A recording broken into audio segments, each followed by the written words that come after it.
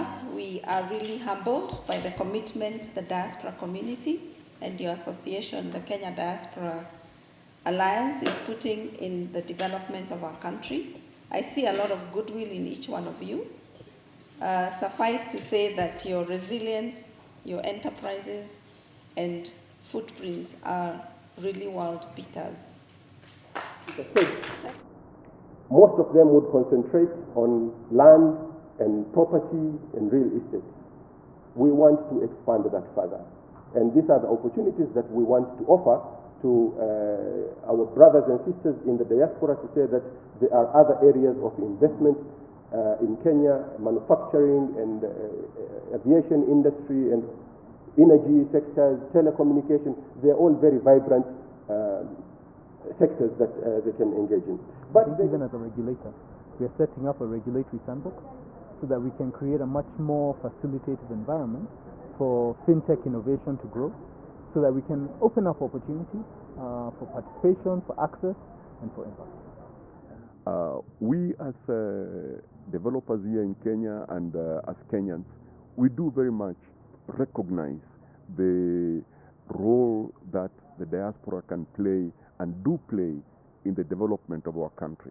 They have a lot of funds, if I could say so, after staying in the diaspora for about 10, 15 years. You have the funds.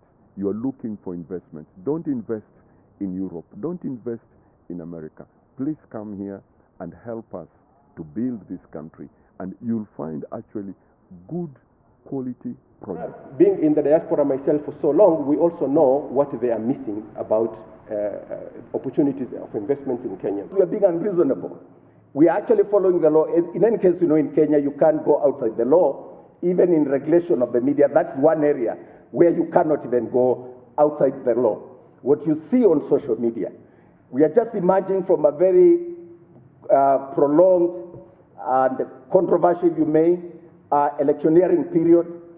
And a lot of you are concerned. You are calling from your countries where you live and where you work, and you are worried about your country because what you are seeing on social media, the vitriol, the bile, the hate speech, the incitement, the amount of hate in social media. And therefore I stand here to say we need you as partners to work with us. When I was in the diaspora, one of the things that I found was very difficult is how to identify good projects. If I want to invest, how to identify a good quality project from which I can buy from. A lot of the diaspora, when I talk to them, their main concern is how they have been conned. Conning both by developers and also conning by even sometimes their own relatives. That happens. So what I can advise the diaspora very much is, before you buy any property, please do your homework. Please do your homework and look at the developer, what kind of a track record he has, what kind of quality houses he has. And the best way to do it is not look for a house which he has built this year. Look for a house which he built about 2-3 years ago, and then find out if that property is still good. Because a property looks very good when it's new, but after about a year or so is when now the hidden defects start coming out to the open.